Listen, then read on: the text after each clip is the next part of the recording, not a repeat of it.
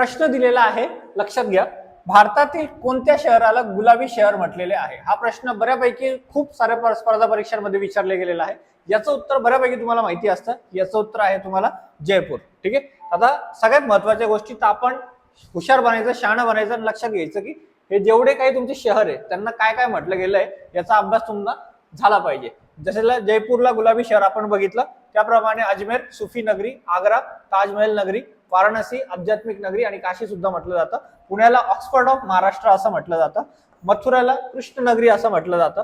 त्यानंतर जयपूरला अजून एक दुसरं नाव आहे, ते म्हणजे ऐतिहासिक किल्ल्यांचे शहर म्हटलं जातं. हैदराबादला पर्ल सिटी. ठीक आहे. त्यानंतर कलकत्त्याला सिटी ऑफ जॉय असं नाव दिलं गेलेलं आहे. आणि चेन्नईला मरियाना सिटी. ठीक आहे. मरियाना नावाची जागा आहे, बीच आहे तिथे, आणि सांस्कृतिक शहर म्हणून सुद्धा विचारलं जातं. तर अशाच प्रकारे तुम्ही भारतातील कोणत्या शहराला सोनेरी मंदिर किंवा गोल्डन टेम्पल नगरी असं म्हटलं जातं हे आपण कमेंट बॉक्समध्ये तुम्ही कळवा. धन्यवाद.